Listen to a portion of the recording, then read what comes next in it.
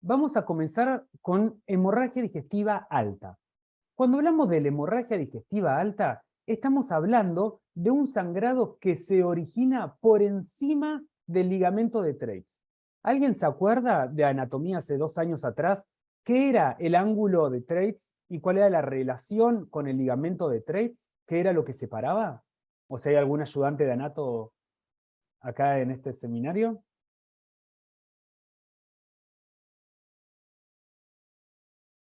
Marcaba el final del duodeno y luego seguía el yeyuno.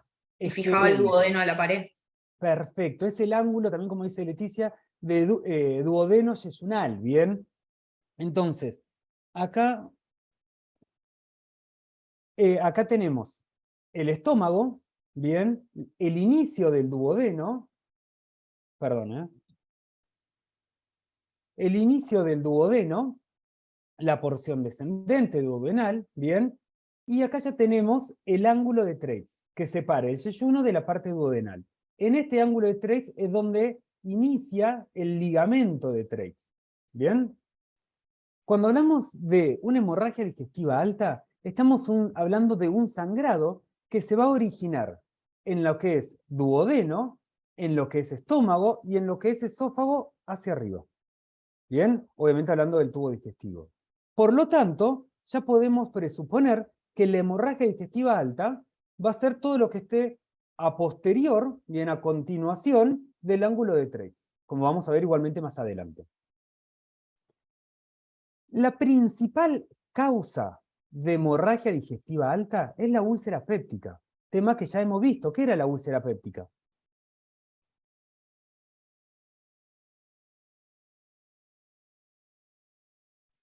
Una lesión de discontinuidad de la mucosa gástrica. ¿Una? Lesión de discontinuidad de la mucosa gástrica. Perfecto. ¿Bien? Entonces, estamos hablando de una úlcera. En realidad, cuando hablamos de úlcera péptica, estamos incluyendo las gástricas y las duodenales. ¿Bien?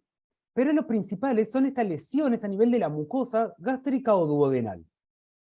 Y son la principal causa, no solamente por la gravedad que representan, sino también por la incidencia. Es algo bastante frecuente.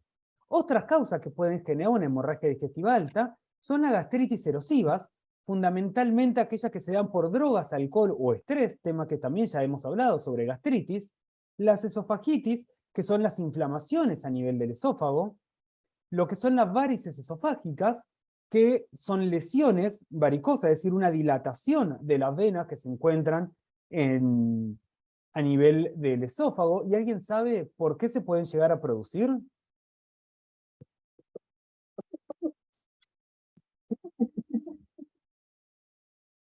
Hipertensión portal. Bien, excelente, por una hipertensión portal.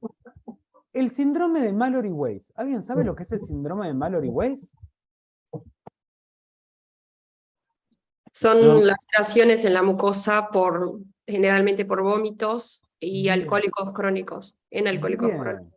No únicamente en alcohólicos crónicos. Excelente, Amanda. Son las lesiones que se producen en la mucosa esofágica, bien, a consecuencia de vómitos reiterativos. Muy frecuente esto en alcohólicos crónicos, pero también en lo que son trastornos de la conducta alimenticia pueden llegar a ocurrir. ¿Bien? También neoplasias de esófago a nivel de estómago, un linfoma gástrico, hemangioma, que son alteraciones arteriovenosas, telangiectasias. Ya después, una causa muy rara, lo que son las telangiectasias y la hemofilia, ¿bien? Y también puede deberse una hemorragia digestiva alta que sea secundaria a fármacos.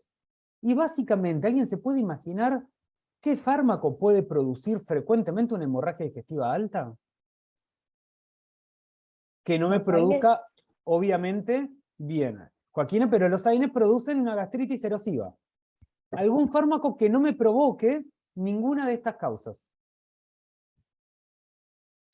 Los antiagregantes. ¿Anti? Coagulantes. Son Anticoagulantes. antiagregantes. Cuidado la diferencia, acuérdense de Fisio esto, entre antiagregación y anticoagulación. Son cosas distintas. ¿Bien? Pero los anticoagulantes, fundamentalmente cuando están fuera de rango, es decir, cuando se fue que eso es algo que van a estudiar en fármaco y en medicina interna, cuando se fue del valor de anticoagulación y está por demás, puede provocar sangrados espontáneos. Entre esos sangrados puede provocar una hemorragia digestiva alta. ¿Bien? Acá vamos a tener, este está sacado del Argente Álvarez, este cuadro, ¿bien? Los distintos diagnósticos de causas de hemorragia digestiva alta, y fíjense que la úlcera péptica es más del 50%. Bien, es un número muy importante. Y luego todo el resto que fuimos hablando. Ahora bien, cuando nosotros tenemos un paciente en el cual yo sospecho que tiene una hemorragia digestiva alta, ¿bien? Lo primero que tenemos que hacer es el interrogatorio. Vamos a indagar sobre hábitos alimenticios, hábitos tóxicos, uso de fármacos, antecedentes quirúrgicos, otros síntomas asociados y demás. ¿Por qué es importante indagar sobre hábitos alimenticios?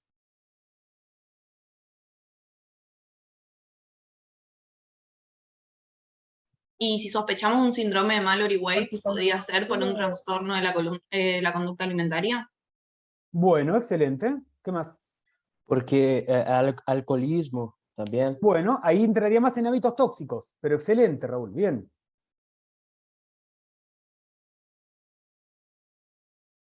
La alimentación de grasa, el consumo de cafeína, que puede terminar en gastritis. Excelente, excelente. El abuso de cafeína o de mate, bien, que ya no sería tanto un hábito quizás tóxico, o de comidas grasas, picantes y demás que pueden generar una gastritis. Perfecto. Alimentos que aumenten la acidez. Alimentos que aumenten la acidez, como por ejemplo, No sé, una limonada, por ejemplo. bueno, los cítricos, excelente. El abuso, obviamente, no por comerme Gaseosa. una naranja, voy a tener gaseosa, todo lo que son bebidas azucaradas. Bien, excelente. Perfecto. Si Y luego voy... quede Sí, mucho decime. tiempo en ayuno prolongado también. Perfecto. Bien, el ayuno prolongado, bien. El uso de fármacos, esto que habíamos hablado, el abuso de AINES, bien, de analgésicos con esteroides, o si está en tratamiento con anticoagulantes, o también algo que hemos hablado cuando hablamos de gastritis, la polifarmacia, bien, que tenga muchos fármacos indicados por cuestiones médicas, pero abundantes fármacos sin ningún protector gástrico que pueda contrarrestar la irritación a nivel estomacal. También vamos a indagar, tenemos, mejor dicho, que realizar lo que es una anamnesis dirigida al motivo de consulta. Es decir, yo sospecho que mi paciente tiene una hemorragia digestiva alta. Entonces voy a tener que empezar a hacerle preguntas concretas con respecto a esto. Como por ejemplo, ¿cuándo comenzó? ¿Qué cantidad de vómitos sanguinolientos o expulsiones sanguinolientas tuvo? ¿Cuáles son las características? Es decir, si es una sangre roja vívida o si está vomitando coágulos, ¿bien? Si está acompañado con alguna otra presentación, algún otro síntoma, si está acompañado de náuseas, de pirosis, ¿bien? Y demás. También empezar a indagar sobre los antecedentes que tenga mi paciente de otras enfermedades o algún otro trastorno gastrointestinal que me pueda llegar a explicar o me pueda llegar a orientar hacia el origen. Por ejemplo, si tiene una dispepsia, si tiene un reflujo gastroesofágico de larga data, ¿bien? Si por algún otro motivo estuvo con vómitos reiterados, vamos a estudiar más adelante en farmacología que la gran mayoría de los fármacos puede producir náuseas y vómitos, y quizás que el paciente tenga una intolerancia y le esté en los últimos tiempos vomitando bastante como consecuencia de algún tratamiento que haya iniciado. ¿Bien? Antecedentes de mi paciente si tiene alguna hepatopatía, o si yo lo observo que esté presentando una ictericia o haya presentado una ictericia. Y esto fundamentalmente para sospechar ¿qué cosa?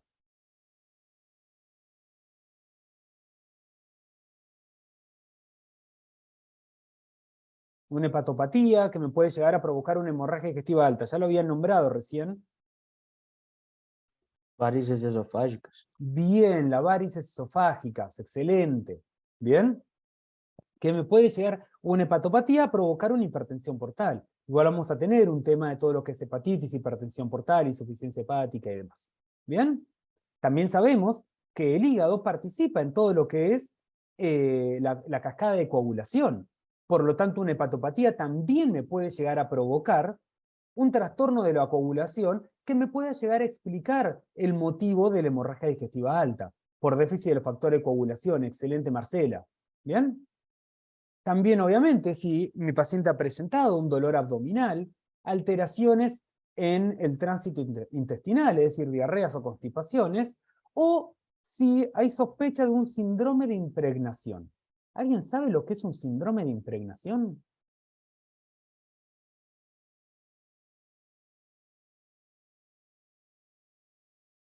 Un síndrome de impregnación es un conjunto de signos y síntomas, ¿bien?, que vamos a tener en relación a alguna neoplasia, algún cáncer. Bien, muy bien acá Marcela también. Es un síndrome preneoplásico, ¿bien? Y que tiene sus características propias, como astenia, adinamia, pérdida de peso que no se puede explicar por alguna alteración en los hábitos alimenticios.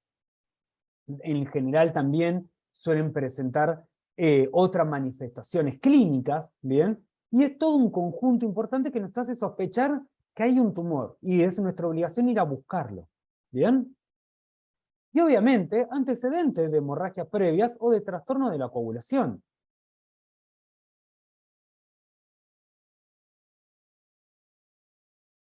Lo primero que tenemos que hacer cuando vamos a iniciar el examen físico, y que en realidad acá lo ponemos en este orden por una cuestión meramente pedagógica, en la práctica vamos a ver que lo primero que se hace frente a un paciente es el control de los signos vitales. ¿Bien? Y luego empezamos con la anamnesis y con el examen físico.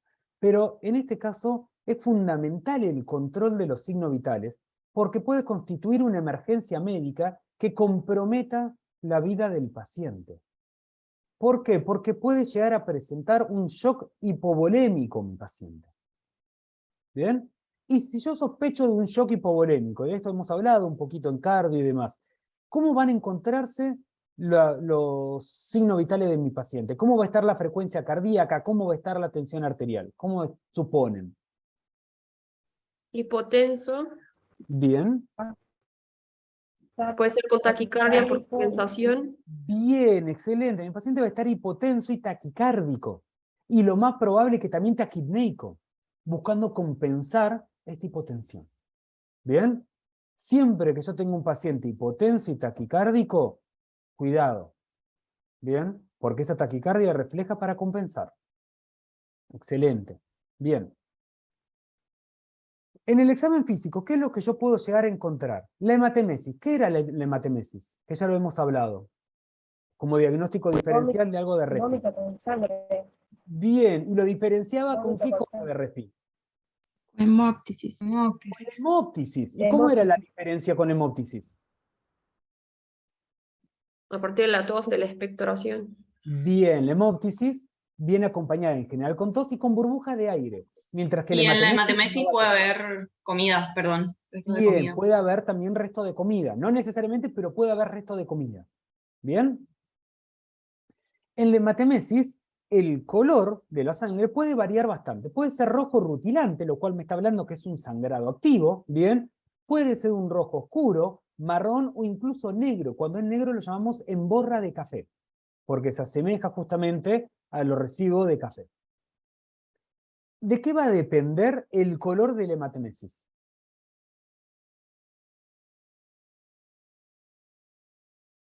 Por así decirlo, el nivel en el que es la hemorragia. Si es en el esófago, el estómago o en el duodeno. ¿En qué parte del tubo digestivo? ¿Puede ser? Excelente. ¿Y por qué? O sea, si hubo digestión o no. Bueno, la digestión va a ser un poquito más abajo, ¿bien? Pero si hay otra cosa más que digestión. Bilis. No, la bilis no tanto, no participa en esto la bilis. Puede tener igualmente un vómito biliar acompañado de la hematemesis, pero también de la oxidación del hemo. ¿Bien? Excelente. No es tan frecuente, pero también puede haber presencia de melena, que la melena es las heces negras, intensas y muy malolientes. Y esto lo que me está hablando, la presencia de melena, es que el sangrado es tan activo, tan importante, que atravesó el tubo digestivo, bien, ahí sí se metabolizó el grupo hemo, y por eso adquiere este color.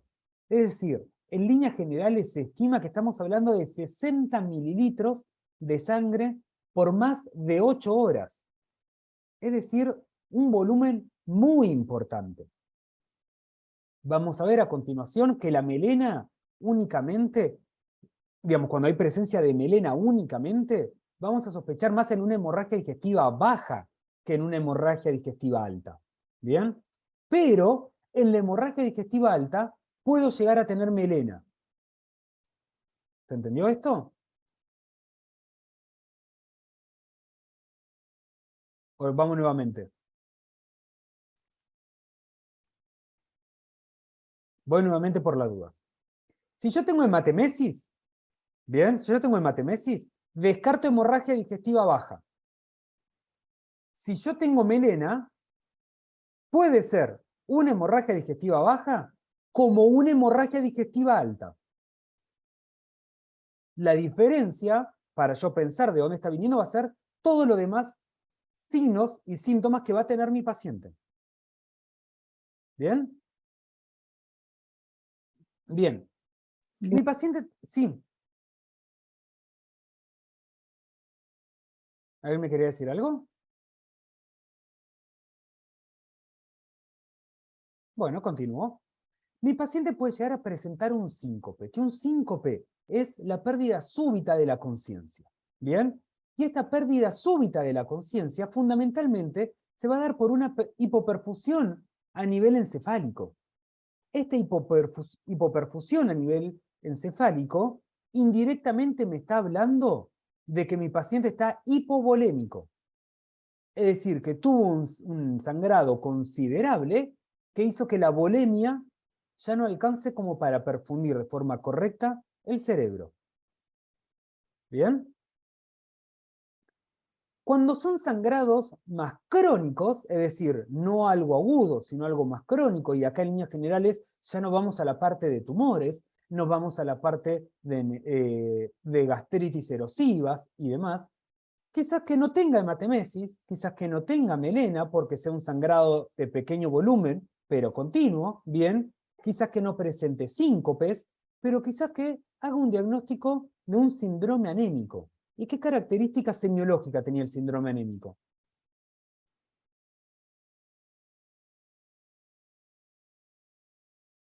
Palidez en piel y mucosas, por ejemplo. Bien, la palidez de piel y mucosas, ¿qué más? Adinamia, excelente. Bien, astenia, mi paciente se va a sentir cansado, desganado, no va a tener fuerza para hacer nada, lo voy a ver pálido, pero no va a ser de un día para otro.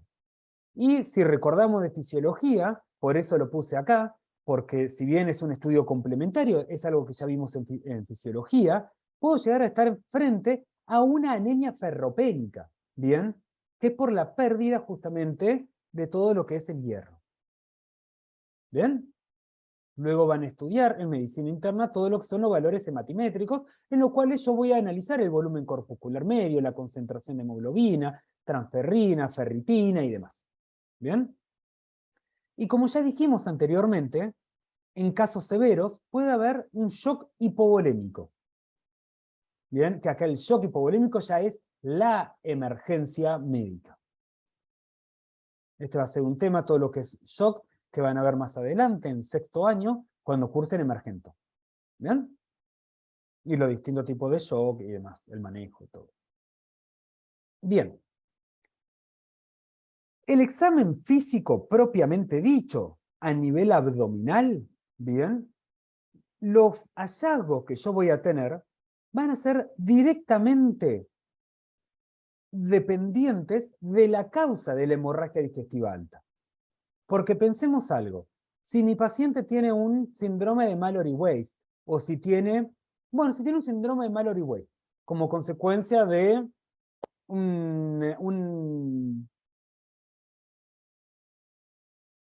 un trastorno de la conducta alimenticia. ¿Ven? ¿Qué hallazgo físico voy a tener a nivel abdominal? Nada. ¿Bien? A nivel dentario puedo llegar a encontrar alteraciones, lo mismo que a nivel del lecho unguial, puedo encontrar uñas finas, quebradizas, inclusive con lesiones, lo mismo que a nivel dentario, inclusive pérdida de piezas dentarias, ¿bien? Pero si yo tengo, por ejemplo, varices esofágicas, como consecuencia de una hipertensión portal, como consecuencia de una cirrosis en un paciente alcohólico, ¿qué voy a encontrar al examen físico? Bueno, esto igual se lo digo porque todavía no lo vimos. Voy a llegar a Circulación encontrar colateral. circulación colateral, excelente, Umbilical. Amalia.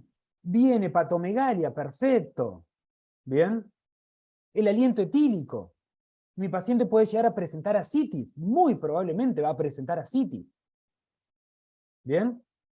Si, vamos por el contrario, si mi paciente tiene un tumor a nivel del tubo digestivo, que le esté provocando un tumor a nivel duodenal.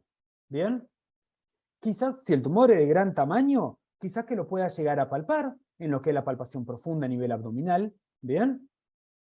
Quizás que mi paciente presente también ascitis, como consecuencia de este síndrome paraneoplásico, ¿bien? Mi paciente también puede llegar a presentar un descenso de peso, que no se puede explicar por otra causa, ¿bien? Entonces, dependiendo de la etiología de la hemorragia digestiva alta, van a ser los hallazgos al examen físico. Por eso no hay algo concreto en lo que yo pueda tener. Sí, lo que ustedes van a leer en el Argente Álvarez, y por eso lo voy a aclarar, que el paciente, para poder hacer el diagnóstico no etiológico, pero sí de hemorragia digestiva alta, es decir, no de la causa, pero sí para confirmar la hemorragia digestiva alta, yo voy a tener que colocarle a mi paciente una sonda nasogástrica, ¿bien? Y poder objetivizar la presencia de sangre. Más adelante vamos a ver que no en todos los casos voy a hacer eso. ¿Por qué? Porque si mi paciente tiene varices esofágicas y yo le coloco una sonda nasogástrica, corro el riesgo de romper más varices. Entonces tengo que tener cuidado con eso. Siempre tengo que ir viendo de dónde puede llegar a venir la causa. También tenemos tratamientos farmacológicos con inhibidores de bomba de protones a nivel estomacal para disminuir, más allá de la causa, disminuir la cantidad de ácido clorhídrico y demás para tratar de compensarlo. Bien. Obviamente expandir a mi paciente con cristaloides o con Ringer lactato y demás para poder evitar el shock hipovolémico de mi paciente. Y distintas medidas que voy a ir tomando. ¿Bien? Pero es por eso que esto se los comento porque figura en el libro, pero que acá no lo damos porque también tenemos que tener presente saber bien las etiologías para poder hablar de la metodología diagnóstica. Y nos parece que eso es territorio de medicina interna y ya bastante tenemos con semio, micro y pato como para seguir sumando cosas de atrás, de años venideros. ¿Bien? Bien. ¿Dudas de hemorragia digestiva alta? Bien. Vamos a continuar entonces con hemorragia digestiva baja. Ya sabemos, porque lo hemos hablado anteriormente, ¿cómo definiríamos entonces la hemorragia digestiva baja? ¿Quién se anima? Por debajo del ángulo de 3 Excelente. Es el sangrado por debajo del ángulo de Treitz, como bien dijo Raúl. ¿Bien? Por lo tanto, voy a incluir todo lo que es desde el yeyuno, el resto de intestino delgado, todo lo que es colon, todo lo que es recto y también incluso el ano. ¿Bien? ¿Cuáles son las causas? La principal causa que vamos a tener acá van a ser las hemorroides, porque es algo bastante frecuente. Bien, por eso va a ser la principal causa. También podemos llegar a tener la enfermedad diverticular, también, es decir, los divertículos, tema que vamos a ver en abdomen agudo, lesiones traumáticas anorrectales, bien, lo que son fisuras anales y demás, pólipos y también la poliposis colónica, tema que vamos a ver en abdomen agudo, si mal no recuerdo, obviamente todo lo que son neoplasias, tumores, lo que son alteraciones a nivel vascular, ya sea una angiodisplasia o hemangiomas o malformaciones arteriovenosas. También lo que son las disenterías, temas que, si mal no me equivoco, ya vieron en patología y en microbiología, ¿verdad? En micro seguro, así que... Bien, excelente. ¿Y quién se anima a decirme dos palabritas de disentería? ¿Qué es? Es la diarrea con moco, pus y o sangre. Bien, excelente. ¿Y es de origen? Colónica. Bien, pero microbiológicamente, Hay presencia de leucocitos también, ¿no? bueno, pero eso como una respuesta fisiológica. Pero microbiológicamente, ¿qué gérmenes? ¿Qué grupo de gérmenes? No importa el nombre específico, ¿qué grupo de... Parásitos, ¿Cómo? ciertas bacterias intestinales. Bien, Enterobacterias gram-negativas. excelente. Bien. Colitis isquémica, que es una patología inflamatoria a nivel del tubo digestivo que se genera, perdón, no es inflamatoria, es una patología hipóxica justamente a nivel del tubo digestivo por una isquemia a nivel intestinal, ¿bien? Lo que es la enfermedad inflamatoria intestinal, que ahí se incluye lo que es la colitis ulcerosa y la enfermedad de Crohn, que estas sí son a nivel inflamatorio. También lo que son las invaginaciones intestinales, que esto es territorio casi exclusivo, podríamos llegar a decir, de pediatría, ¿bien? Muy frecuente en pediatría esto. Obviamente todo lo que es trastorno de la coagulación y obviamente todo lo que es secundario a fármacos, ¿bien? En la anamnesis, nuevamente voy a tener que tener en consideración todo lo que son la anamnesis general de mi paciente, la edad de mi paciente, los hábitos, síntomas asociados, ¿bien? Voy a tener que indagar también acá sobre antecedentes familiares de patologías a nivel intestinal, ya que las enfermedades diverticulares, los pólipos, tienen una gran incidencia a nivel familiar, lo mismo que la gran mayoría de los tumores de intestino grueso, ¿bien? Indagar obviamente todo lo que son los síndromes perineoplásicos y paraneoplásicos, bien si hay sospecha de un síndrome de impregnación y demás, y todos aquellos datos generales que me puede aportar el paciente o algún referente de mi paciente. En el examen físico, obviamente, el estado general de mi paciente, lo mismo que hemos hablado en hemorragia digestiva alta de los signos vitales, ya que también puede llegar a provocar un shock hipovolémico. No es tanta la frecuencia del shock hipovolémico en la hemorragia digestiva alta en comparación a la hemorragia digestiva, la hemorragia digestiva baja en comparación a la hemorragia digestiva alta, pero puede llegar a presentarlo tranquilamente. ¿Bien?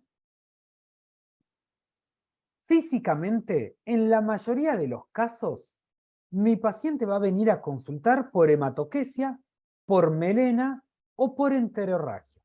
¿Bien? ¿Qué era la hematoquesia? ¿No era sangre rutilante sobre la materia fecal? Bien. ¿Y qué era la melena? Digerida por bacterias intestinales, Bien. ¿Y la enterorragia? proveniente del intestino. Bien, excelente. Es decir, la hematoquesia va a tener sangre, pero mezclada con la materia fecal.